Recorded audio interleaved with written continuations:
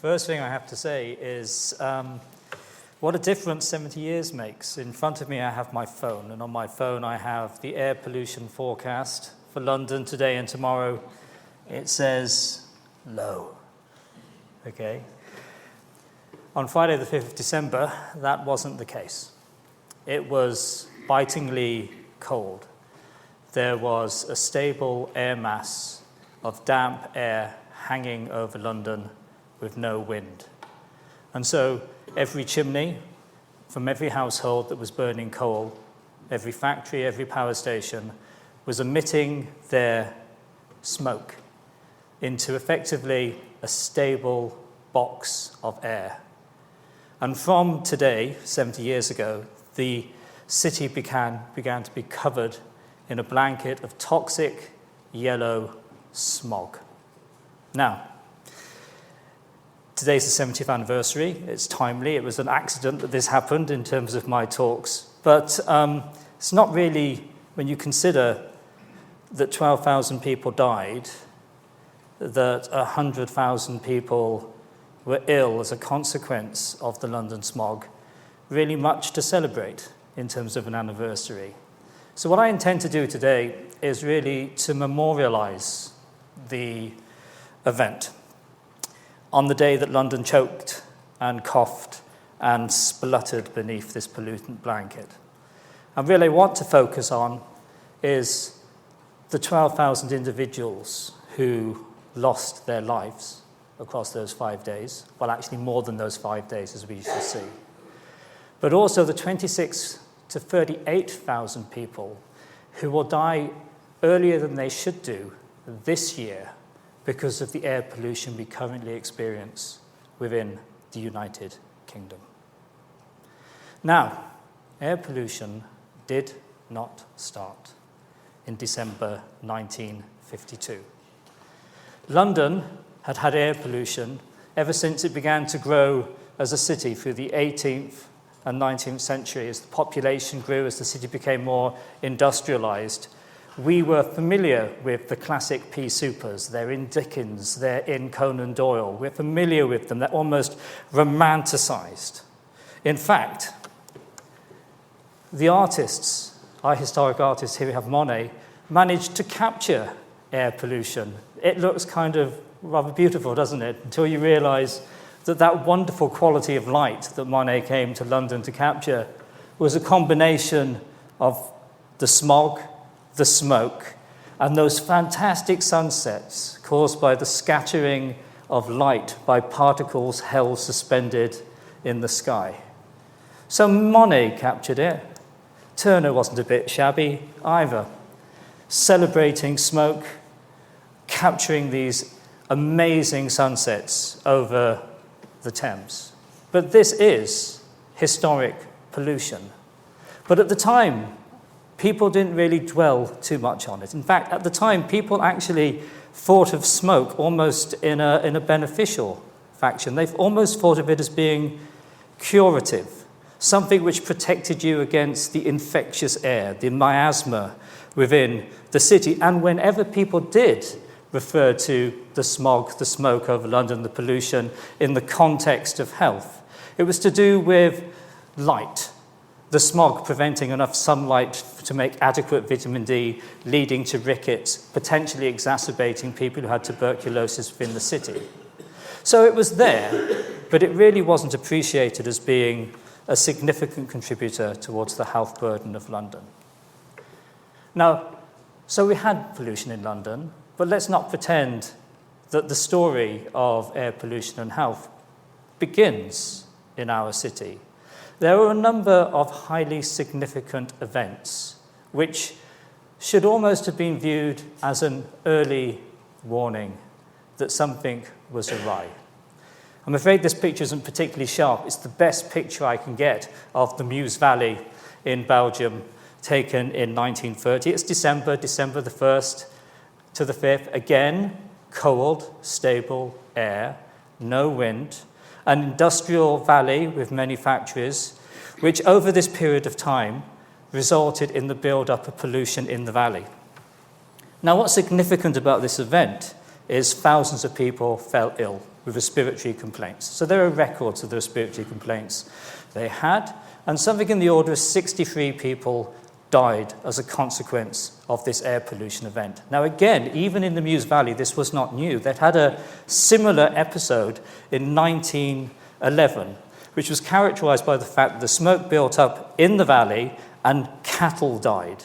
So as this event was beginning in the 1930s, the farmers actually led their cattle out of the valley so that they wouldn't die, because cattle seemed to be particularly vulnerable to the respiratory effects of poor air quality.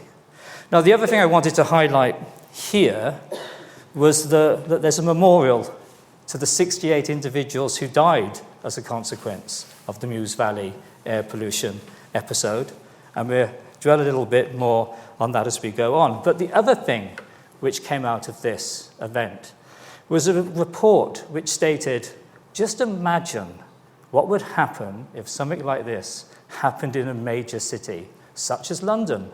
We would estimate something in the order of 3,200 deaths. So let's hold on to two things there, that number and the cows. It will all come right in the end. This, I think, is very tangible. These are autopsy samples of the lung taken from an individual who died during the Meuse Valley smog episode. And what we have over here, I'm old school, so I'm going to use a pencil, not a laser pointer. Yes? This is the alveolus of the lung, your gas exchange region. And what you can see is this layer should be really thin, but it's actually quite thick because it's congested. And the actual airway sac is full of liquid. And that little sort of granular appearance of it are inflammatory infiltrates. So what you have here is what I would call a diffuse alveolar damage pattern. This lung is inflamed and it's leaking the constituents from the blood plasma into the airways, congesting the airways. And this little figure here is if you're conducting airways. Well, what I tell you is this should have lovely cells with lovely cilia. Yes, at the top, you can see they're all gone. Yes? So you can see the actual pathological consequences of the air pollution this individual was breathing, which resulted in their respiratory failure all that time ago. The other significant event happened 18 years later.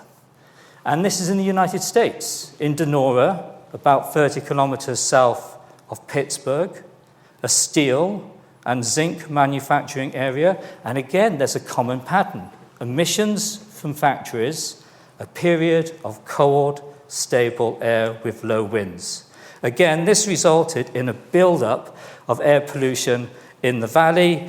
That resulted in really lots of people falling ill. Again, 18 to 20 people, the numbers contested, dying of this event in a valley of only, and a population of only 18,000 individuals. Again, just out of interest, those 18 to 20 individuals have a memorial, which also marks the fact that this event was absolutely seminal in the establishment of federal legislation in the United States to attempt to clean the air. Now, let's bring this home. This figure is probably one of the most famous figures in air pollution research. And what we have here, I'm trying to work out where the best place to stand is, and I've concluded there is no best place to stand, so I'll do my best, okay? What we're looking at here in these sort of red triangles is the concentration of something referred to as black smoke. And black smoke is a measurement of the particulate, the soot-like particulate within the air. And here we have the 1st, the 2nd, the 3rd, the 4th of December, and now we hit the 5th of December, our anniversary today, and we can see this black smoke concentration suddenly shoots up. It continues to go up, it peaks at around the 7th and the 8th, and it's peaking, if you go across here, at 1.6 milligrams per meter cubed. This is astronomically high, and that's an average. Yes, I've seen figures from certain areas in Lambeth where it goes up to over 2.5 milligrams per meter cubed on a daily basis. Then, on around the 9th and the 10th, the wind begins to pick up in London and the pollution begins to dissipate. And we begin to go back down to these sort of background levels. Now, the other pollutant on here is represented in these little blue triangles, and this is sulfur dioxide, and this is really important. Because what you have here is an episode driven by this stable air mass, but there's other stuff at play. And some of that stuff is political, and some of it is economic. Yes? So, why do we have this big peak of sulfur dioxide? Because the coal which was being burnt in London was of low quality. In fact, some of the lowest quality, there was a product called nutty slag, which you could have in your fireplace, yes, which didn't actually come off your rations. So therefore, it was a good way of heating your house. Why were we burning low-grade coal in the United Kingdom when we produce high-grade coal? Because we were bankrupt after the Second World War. Because we had our war debts to pay, and so the high-quality coal was being exported overseas to help with our balance of trade deficit. In a sense, we had a bit of a fuel crisis occurring at this time, issues of fuel security. Now, all of that's just the episode, yes? I almost just said the killer statistic here, but it is the killer statistic, is the number of daily deaths in these green squares. Now here we have like a just background daily death in the winter. People die more often in the winter. There's influenza, it's cold. You expect a degree of what we would rather cold-heartedly call harvesting, yes? But as the pollution begins to go up, you can see the daily death rate increases. And you can see that we have this big excess death occurring over that episode. Now, that little peak between the 5th and the 10th corresponds to 4,000, roughly, excess deaths within London. But I told you it was 12,000. And the reason it's 12,000 is because if you look over here, you can see after the pollution has returned back to normal, this continues to track down, but it clearly hasn't got back to the levels before the event. Which means that the air pollution event, again, using indelicate language, was killing people quickly, but also killing them a bit more slowly as well. And if you integrate not only that peak, but this lag, you get in the order of 12,000 excess deaths. That's astronomically high. And this is really the first point in history where you have an event like this occurring in a major city with statistics on health which allow you to make that association. That's why this event is so important. And I have to show you pictures, and I have to try to make it visceral, yes? And I tried to get pictures from as close to here as I possibly could. But when I was putting this together, I got an email from Brian Cummins, who was a 22-year-old man living in London, going to university at this time, and we just chatted about what it was actually like, yes. And that really helped me sort of just get this idea of him. He was able to walk along the streets. He was young. He didn't have any ill effects, but he could hear people coughing as he was walking along. Some people were suffering clearly much more than other people.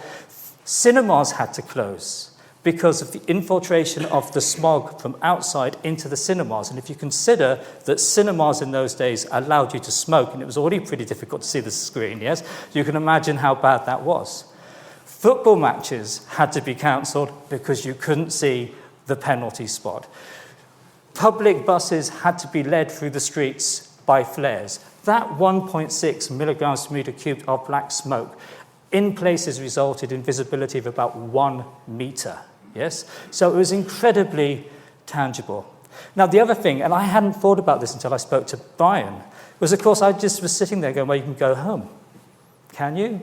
Leaky, old Victorian houses, porous houses, with the pollution outside infiltrating inside. He said, you know, in the university you could walk down the corridors, but you couldn't see in the corridors because the smog had come inside. And of course, most of these houses were burning coal in open fireplaces to keep warm. So actually everywhere, there was nowhere to escape in reality during this period of time. Now, when I look at things like this, They look as though they're captured in the past because they're in black and white, yes? And I was listening to an old BBC recording, and they talked absolutely about this yellow haze in the air. And I'd never seen it. I talked about this many times. And I'll go through these. These are some of the headlines, yes? The headlines are fascinating. They're fascinating because people are dying, yes? The undertakers are really worked off their feet. The mortuaries in the hospitals are full. And what do the newspapers focus on? They focus on accidents and the cost to the UK economy and strange events and the fact that under these conditions when nobody can see, the thieves are making hay. Nothing on health really was coming out. In fact, there was a story, returning back to cows, that in the beginning of the episode there was a livestock market at Spitalfield, a show actually. And actually, I think something in the order of 13 prize bulls dropped down dead, but not the sheep or the pigs, and I've still got to work out why that is. That's bugging me, but there must be a reason for it. This is what I wanted to get you to.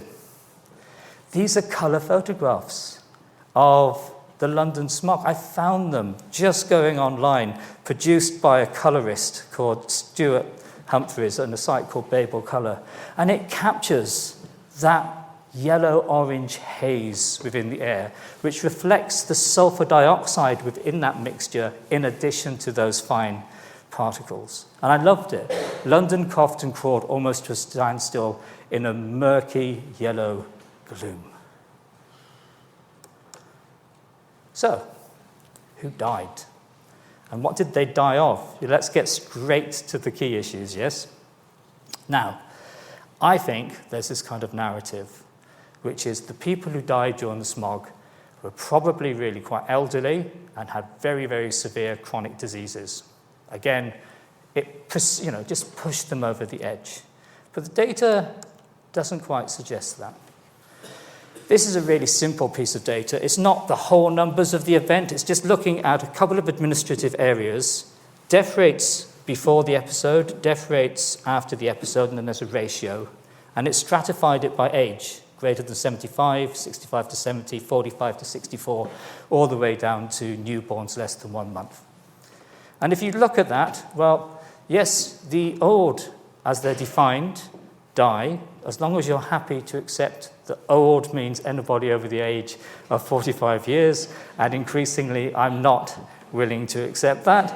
And the other group who never get mentioned at all are the very young, the newborns, children under a year.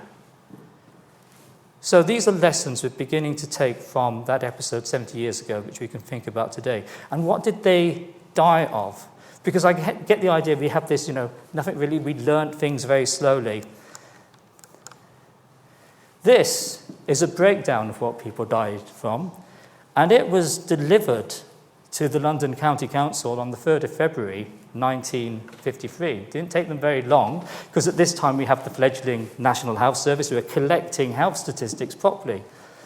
So, deaths due to bronchitis, 10-fold increase.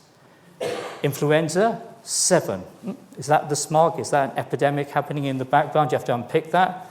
Tuberculosis, 4.5 times. Other respiratory diseases, predominantly asthma, 6 times. Disorders of the heart and cardiovascular and circulatory system, we have 3-fold increase. And again, I think this is interesting because people often think that we only knew about air pollution in the heart maybe from the mid-90s, but there's actually some data all the way back here in 1952 suggesting that we have this increased rate of cardiovascular deaths. Now, again, some pathology. Yes, let's make this real, because actually one of the problems with air pollution is that a lot of it are dry statistics and numbers, yes? And we talk about death, and actually death is a really crude statistic, isn't it? Because the mortality rate of the human race is 100%. So it's pretty meaningless. What we're really talking about when we talk about those deaths are people dying a variable time earlier than they should do, and behind that, lots of ill health. But this is a cross-section of the surface of a cut lung from somebody, again, who died of bronchitis during the London smog.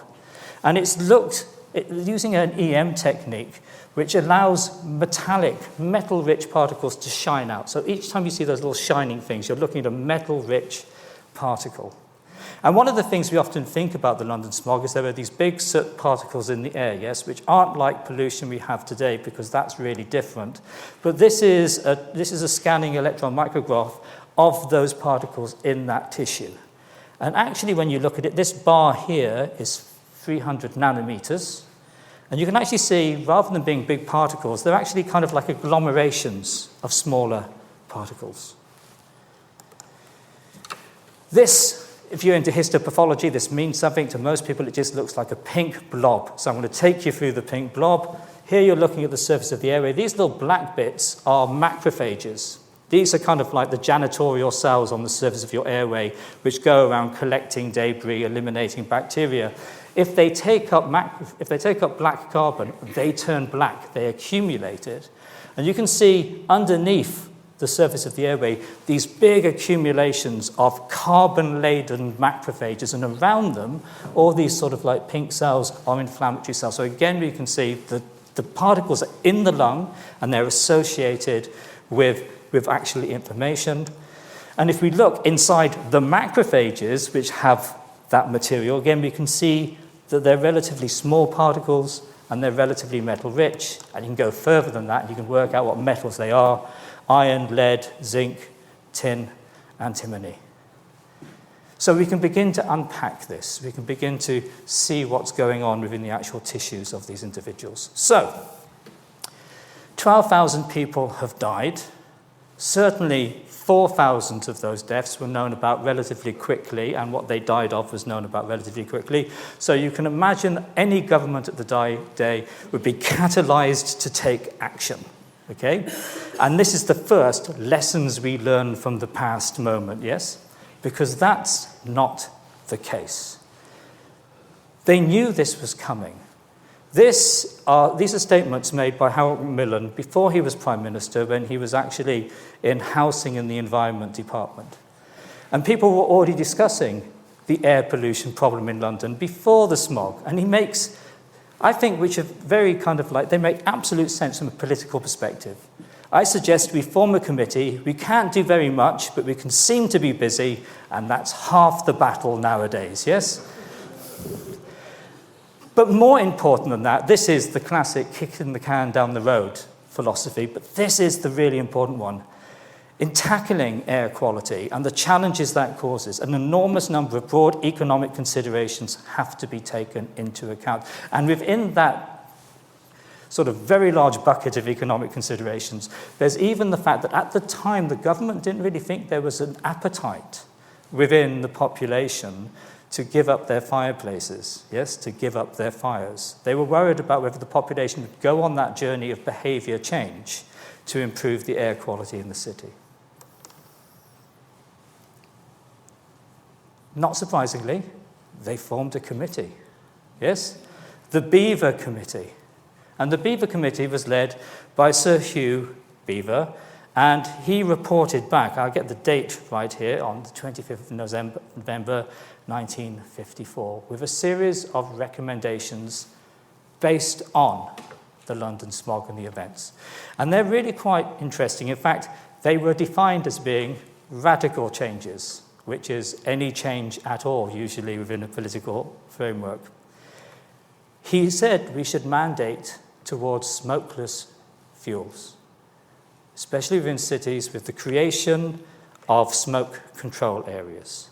They said we needed a plan, a national policy, a 5-year horizon with sort of little markers to see how we were progressing on those plans. They said we needed to think about the power stations and energy generation and how we made energy and where the energy generation occurred, because at that time it was largely occurring in the centre of our cities. And they also argued that we needed, and they always argue this, and I would never complain about this being a scientist, they said we needed more research. Don't we always just need a bit more research? I think that's very, very important. Now, again, that's proposed, is handed to the government. Government, again, don't do very much. This is still not near the top of their post-war priorities, yes?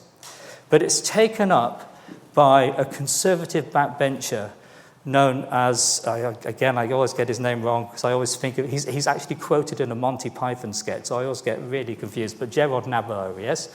Now, he's a pretty complicated figure, yes? I think it would be fair to say that if he even opened his mouth today, he would be cancelled absolutely immediately. However, he championed these amendments and put forward as a sort of private member's bill the Clean Air Act, or the beginning of the Clean Air Act. And actually, despite the many things he said and the strangeness of his, complex personality, he was also on the Coroner's Act. He was also on the cigarette legislation, for banning cigarettes. I mean, he did a lot of really, really good stuff. But still, it was a private member's bill, and it was only subsequently taken up by government, the Conservative government of the day, and forced through. And so that's when we get to the landmark piece of legislation. And this is a landmark piece of legislation because it really is the first time a government is really doing something about air pollution. And here we have the 1956 Clean Air Act. Now, this sort of made big restrictions on the burning of solid fuels in cities, but it also gave subsidies to people to transition away from old fuel use to new fuel use. And to be frank, they were quite lucky, yes, that this all happened at about the same time that natural gas was beginning to come online downstream. Yeah? So there was an opportunity which kind of smoothed it out a bit, which it would have been a bit challenging if that hadn't happened. And as a consequence of that, we can draw a graph like this. Here we have milligrams per cubic meter of sulfur dioxide, smoke, and I'll get to nitrogen dioxide in the center. Here we have the mid-50s, and we can see basically these two pollutants we were concerned about in the London smog are tracking ever downward. That doesn't mean 1952 was the last smog. There were smog episodes in 56, 57, 62, 75, all the way up to 1991, yes? But nevertheless, you could see that air pollution was going down. Now, one of the things which happened in 1955 is that because of the requirement for more research, they formed the MRC Air Pollution Unit, yes? And that, of course, ran all the way out to 1978 when the problem seemed to have gone and they closed it down. Problem solved. Air pollution has been solved, interestingly, through regulation and policies, yeah? Not by anything particularly innovative, just by laws. Now, had the problem gone away? I'm jumping from London to the United States now, because everything changes in air pollution research with this paper published in 1993. And it's a deceptively simple paper, because this is the point we stop worrying so much about episodes of air pollution, ginormous pollution events. We begin to get much more concerned about what it is like to live somewhere which is slightly more polluted than somewhere else over a long period of time. It's also one of those wonderful papers. It's one of the few papers that undergraduate students can always quote in an exam, because it's called the Six City Study because it's about six cities, so they're automatically in through the door. We have 6 cities: Steubenville, St. Louis, Harriman, Watertown, Topeka, and Portage. And in these cities, they're looking at the probability of survival over a 12 to 14-year period in relation to the average pollutant concentrations in those cities over that period of time. And they're measuring total particles, that's a bit like black smoke. Fine particles, we now call that PM2.5. Those are the particles which are meant to go deep into your lung. And then they have sulfate particles, which are part of PM2.5. And you can see there's a sort of like a spectrum from high through to low. Okay. So what has happened? So here we have your probability of surviving in these cities over time. And this is quite straightforward, because what it tells you is if you live in the really polluted places, your probability of surviving over this period of time is considerably less than if you live in the clean cities. So there's something about the dirty cities which is causing you to die earlier.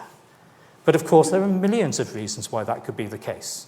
These are working class, blue-collar steel towns, yes? Smoking, lower education, poorer diets. You can think of a million reasons. But what's really elegant about this paper is they develop methods to detrend out all of those other, what we might think of as confounders. And at the end of it, they end up with the second with the London smog, probably in joint first place, important figure in air pollution research. And how simple is the figure I'm just about to show you? Look in the middle panel. This is the concentration of fine particles. This is your increased chance of dying prematurely using the death rate at portage as your reference. So portage is 1, and then you're going, okay, this is the increment in each of those places after adjusting for socioeconomic situation, smoking, work, a whole host of things. And this, P is portage, S is Steubenville, these are the mean positions. This is a straight line. This never happens, yes, in science. Science is a mess normally, yes? You don't get a beautiful straight line. And you'll often hear people telling you about there's no dose threshold, it's a very linear relationship. Look at this. From 30 to 10 micrograms per meter cubed. Pause. We were talking in the London smog of 1.5 milligrams per meter cubed, and now I'm telling you that concentrations between 10 to 30 micrograms are having an effect over the long term on your chances of surviving.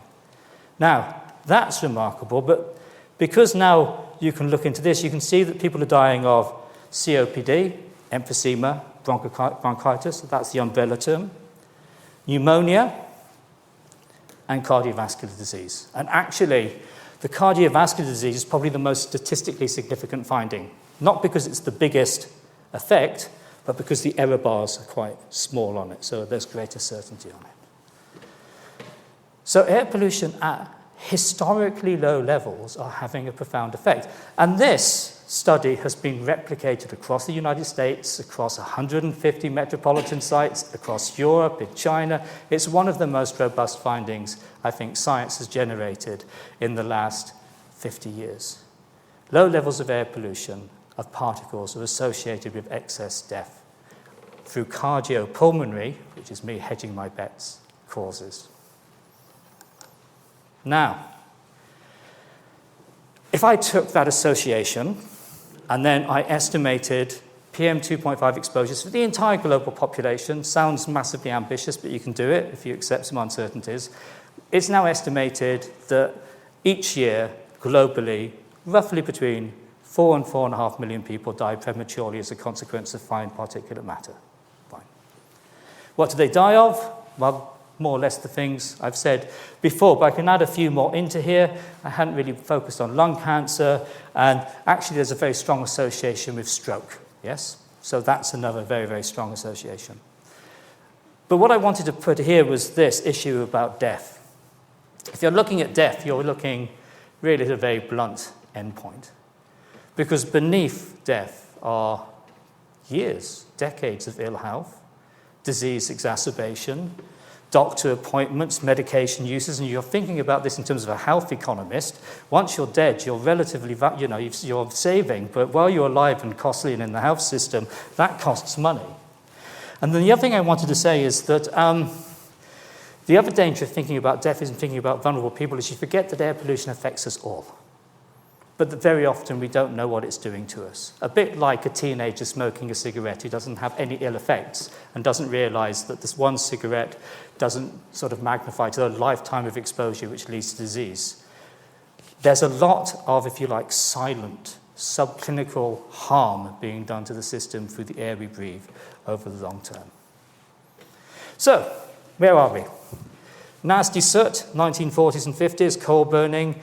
1960s and 80s, everything seems to be getting better. There are some stories out there. Ozone's a bit important in America, particularly in California. Some concerns over lead in petrol. That's an entirely other talk. I'll have to do that one day. And then we move through to sort of like the 80s to the 2000s, and now we begin to see our new concerns. So we're now longer levels of pollution, but the focus has changed from burning coal or industry to traffic.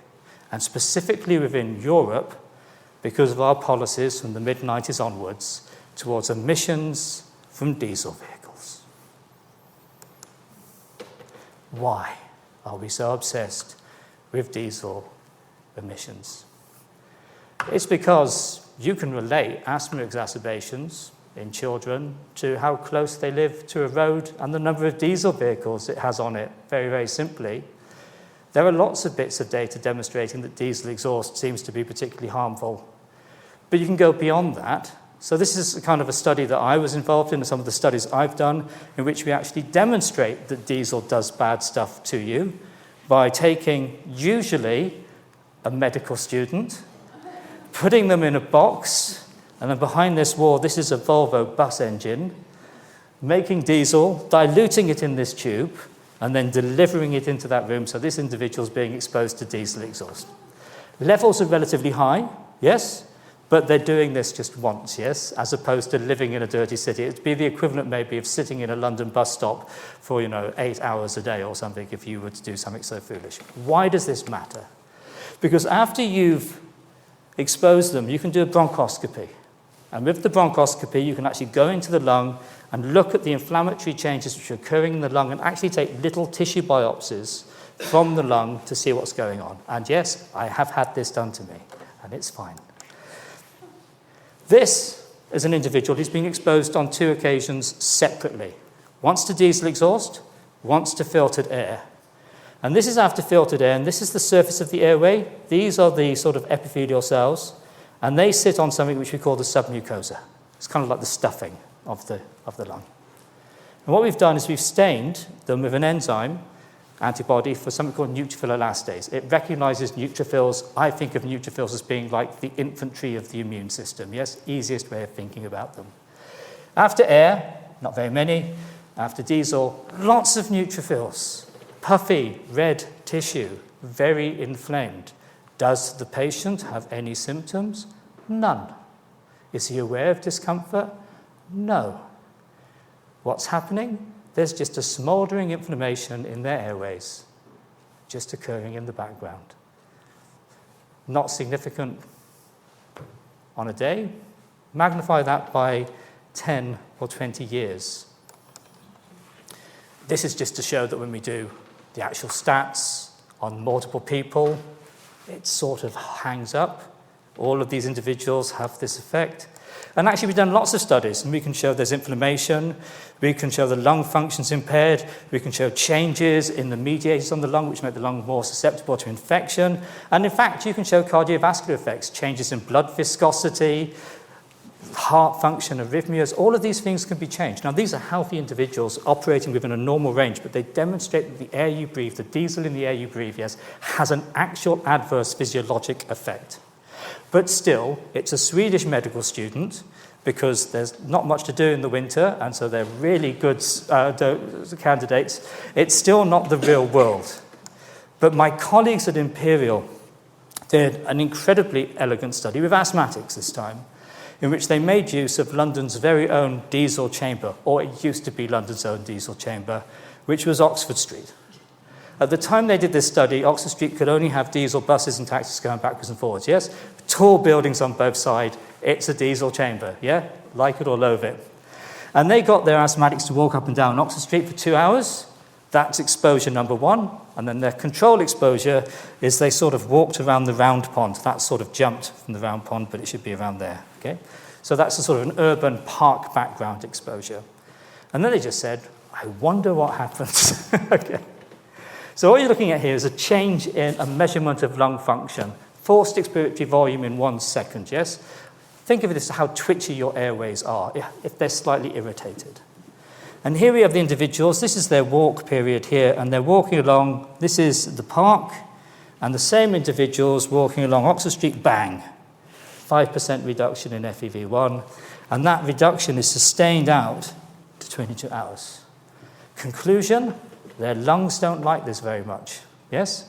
Still, no symptoms, no complaint, very, very mild, but you can see something is irritating the airway. Over here, they want to look at inflammation in the airways. Because they're asthmatics, and there are quite a lot of them, they didn't do bronchoscopy. They used a technique called induced sputum. It is charming. You breathe a nebulized hypertonic saline. It makes you gag, and you cough up big balls of mucus, yes? And in those big balls of mucus, you can measure stuff. And what they measured was an enzyme called myeloperoxidase, which is released from neutrophils when neutrophils are particularly angry. Yeah? And so what you can see is, this is the park, and that's Oxford Street. So just the air in our city is having this background irritation, inflammatory effect. Okay. But what happens if you live somewhere like that all the time? That's really when it begins to get interesting. So what we have here is a picture. This is taken about 2011, looking out at Tower Hamlets and Hackney, and that's because I was doing a study at the time looking at children's lung development in the city. What did we find? We found that by the age of 8 to 9 years, a child growing up in Hackney and Tower Hamlets, on average, had lost somewhere between 100 and 120 mils of lung volume because of their exposures to traffic-related pollution. Now, in an area of London which was outside the legal limits of nitrogen dioxide and had been for a very, very long period of time. But those effects are quite minor. They don't have to be minor. This is Ellie Kissy Deborah. She died of an asthma attack in February 2013, 10th anniversary coming up shortly. When she died, she'd had very complicated asthma for a very, very long time. In her initial inquest, it was respiratory failure. But her mother then became interested in the fact that they lived near the South Circular Road in Lewisham and became aware of the literature on air pollution and risks of asthma. And then through interacting with the medical profession and from expert evidence from Stephen Holgate, actually they reopened the inquest. And in 2021, Ella became the first person in the United Kingdom to have her death certificate modified to illustrate that air pollution had actually contributed significantly to her death. I think this is incredibly sad, but actually all of those numbers I've given you before are life. All of them are a face, all of them are a person, but somehow this makes it that much more concrete. These numbers reflect grief and suffering at the family level, at the community level, in a way that people don't necessarily understand when they think purely of these numbers. And in our city today, these are all recent studies demonstrating increased visits to GPs for asthma related to air pollution and medication usage in our city today.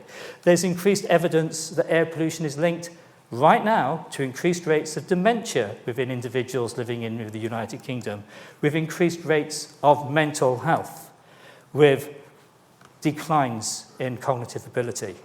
And all of this feels as though air pollution is associated with everything, but I generally just think air pollution just gives you system-wide problems, yes?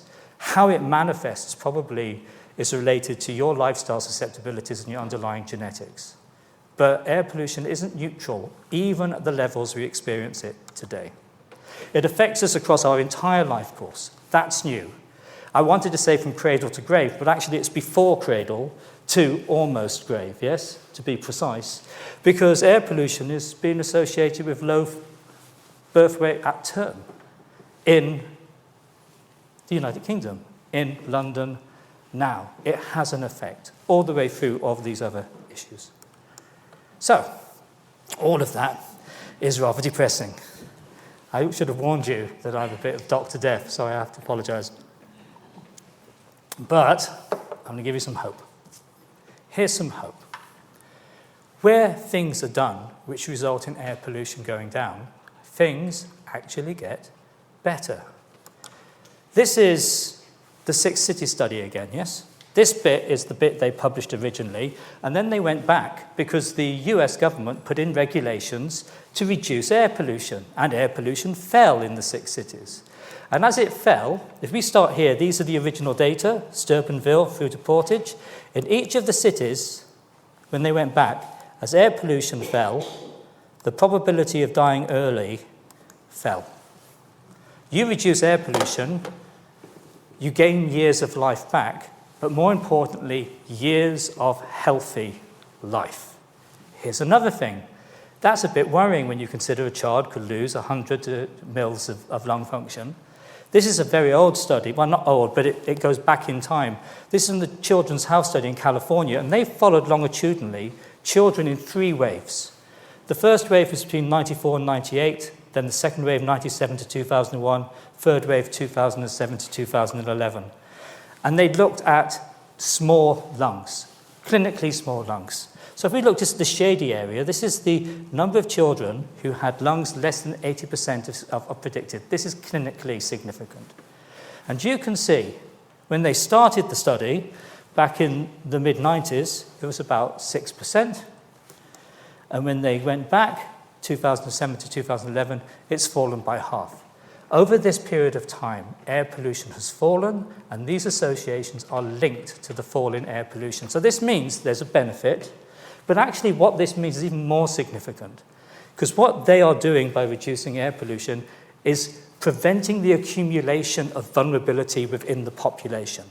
These small decrements in organ function will manifest in 20, 30, or 40 years' time in a greater susceptibility of these children harmed now to develop the diseases of aging as they move through their life.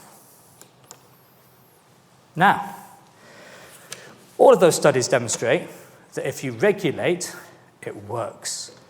But regulation can be quite unpopular, and so I thought I'd just throw this up just to see how much rage I can produce. Now, obviously, the ultra-low emission zone is designed to accelerate the rate of uptake of vehicles with lower emissions, yes?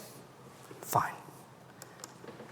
It starts in the center of the city within the congestion charging zone, and then last October it was expanded up to the north and the South Circular. And bear in mind, the South Circular is where Eli Kissi-Deborah lived, and the reason we're doing this is try to deliver better health. And then last week, because everything seems to be contemporaneous with my talk for some reason, it was decided that it would be expanded on the 29th of August to all of the London boroughs. And as of this morning, 4 London boroughs are appealing the decision. This is really interesting. It's that issue that I think Harold Macmillan was getting to, yes? This wide set of issues. There is no doubt. I'm just a scientist. I'm not getting involved in the politics, but I can say some definitive things, yes? Air pollution from traffic is bad for your health. Having really bold traffic mitigation methods which reduce traffic from pollution will benefit health. Absolutely, that's the case. I would also add that most of the people in London are suffering from air pollution that they didn't generate themselves, and very often the people who are suffering the most are the most disadvantaged and the individuals who have least agency in reducing their own exposures to air pollution. Then people can make their decisions about how this progresses. 2 final thoughts. The first thought is that there's nothing new under the sun. This is John Evelyn, founding member of the Royal Society. This is an essay he wrote in 1661, Fumifigeum. It's to do with air pollution in London. He makes some really salient points all the way back in the day. Number 1, if you want less pollution, use cleaner fuels. That sounds sensible. Number 2, we should separate vulnerable populations from the sources of pollution. I don't know, let's put that into a modern context. It probably isn't a good idea building cheap, affordable housing next to the busiest roads in London and then targeting it at young families, but that could never possibly happen. And let's go one further. Throughout the entire essay, he makes the point that actually investing in the environment actually is to the benefit of the city and to the city's economy. A healthy, motivated workforce is an economically productive workforce. And he makes the argument that it's almost, doesn't use the words, but almost a human right, or something which we should expect that we can be delivered clean air, which again is interesting because on August the 2nd, the UN actually made a right to a clean environment and clean air a human right. So that now sits in our sort of international laws. And then I will finally leave you with this. I live in South London. I live in Lewisham. I walk home often Frome, Southwark. This is on the Walworth Health Centre. It is the translation of the coat of arms of Lewisham Council, where Elikiss Deborah grew up. I think this is a fundamental message for our times and in how we consider how we use our environment and how we tackle air pollution. Because the health of the people is the highest law. And that's the balance we should maintain when we consider how we tackle air pollution moving forward into the 21st century. Thank you.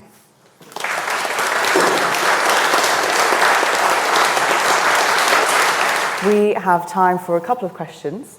So I'll start them off with some that have been submitted online before I open it up to the floor.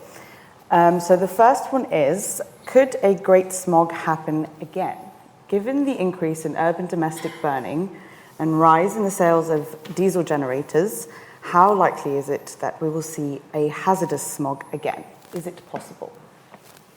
All things are possible, but the question is really to do with our current cost of living crisis and fuel security issue, and the concern that people are going to begin to repurpose their fireplaces to heat their homes in whatever way that they can, yes?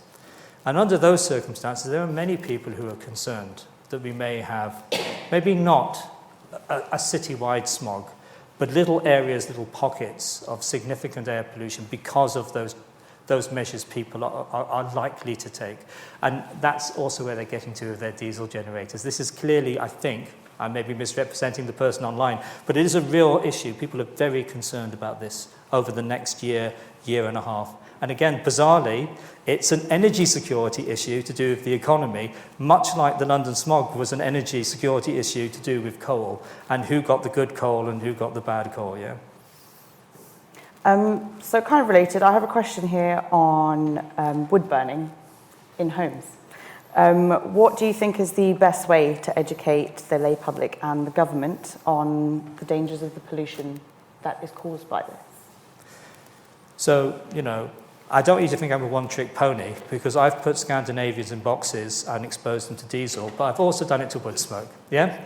And the responses you get are very variable, yes?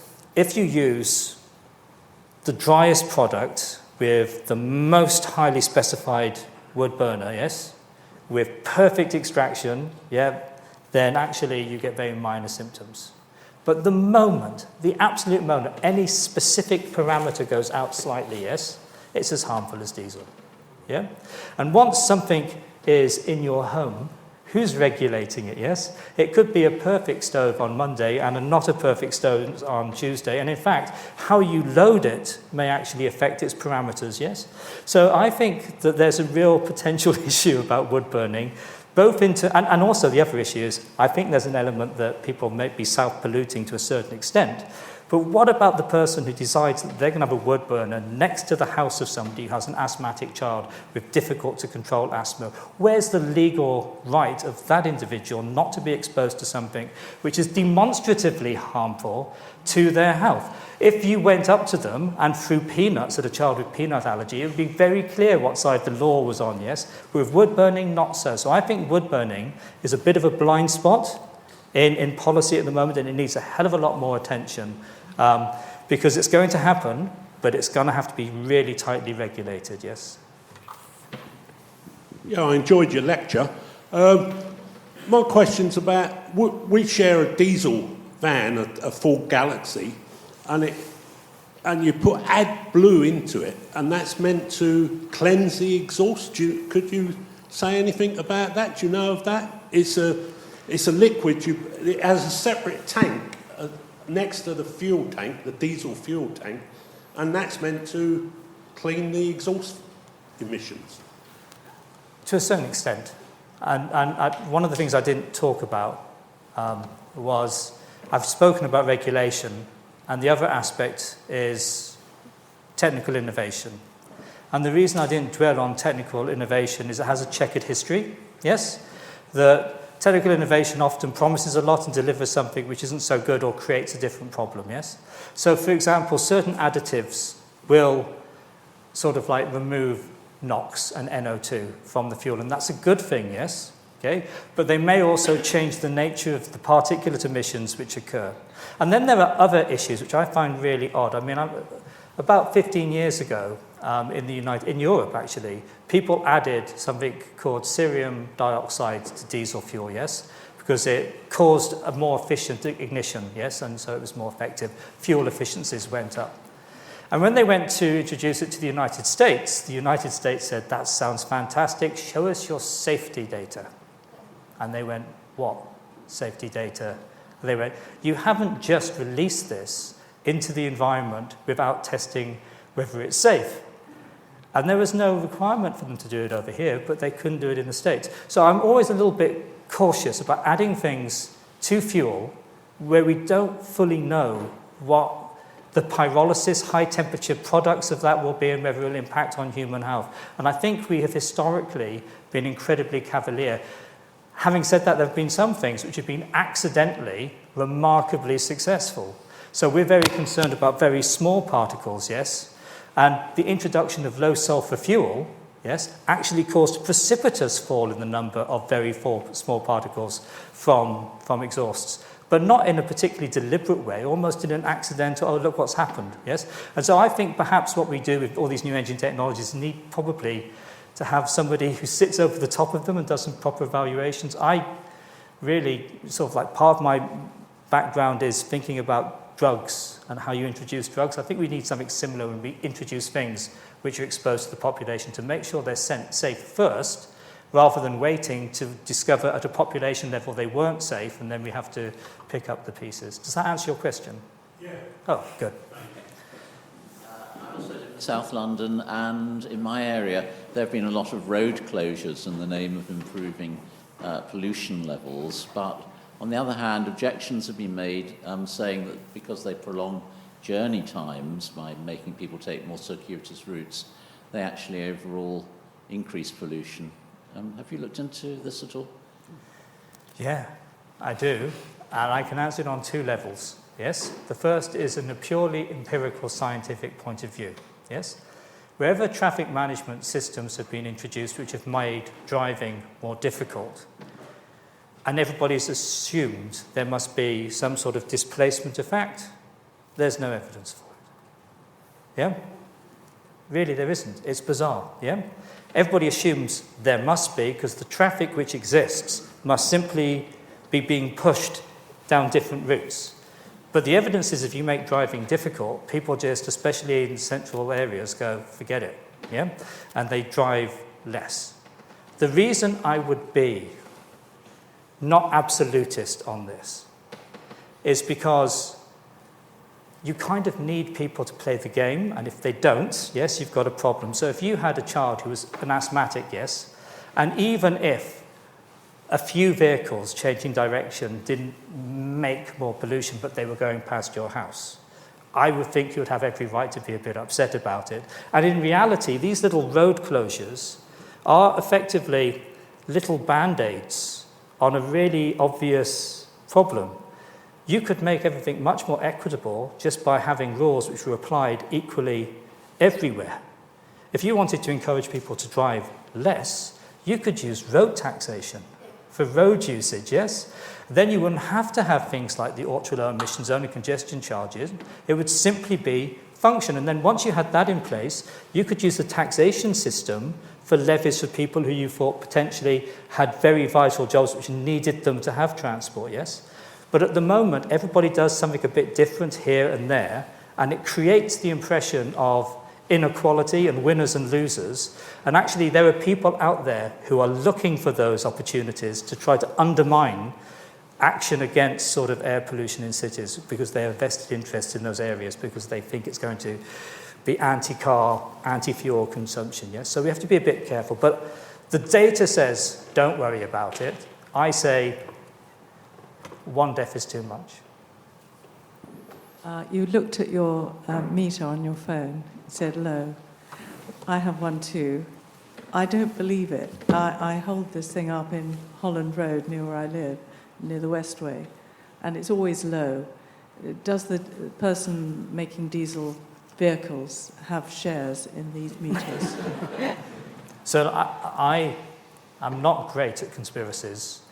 And the reason I'm not great at conspiracies is because, generally speaking, most things are chaos and muddle and mess, and it's almost impossible to believe that anybody's sitting on top of all of this and having some form of conspiracy. I think your point is this, and it's a really interesting one. The air pollution sort of banding, the traffic light system, is based on protecting somebody who, for example, has asthma or COPD from short-term episodes. And they have a different level to those long-term effects. But nobody has worked out how to illustrate those long-term effects in those maps. Or to put it another way, in September of last year, the WHO revised down all of their guideline levels based on what is a safe level of NO2 and PM2.5. So now the WHO guideline, the safe level, should we say, is 5 micrograms per meter cubed of PM2.5 as an annual average. That went down from 10. And then NO2, which was 40 micrograms, went down to 10. Yeah, so it actually fell by 4. Now, on that basis, using that traffic light system, you wouldn't leave your house because London would be red the whole time because you'd be saying, long-term, all of this air quality is bad for your long-term health. But the difference is, how do you show both? Yeah, and that's kind of where I think it's lost. So I think it's imperfect rather than, and I can guarantee, because I know the people who work on these websites, and they really wouldn't look the way they looked if they were getting backhanders.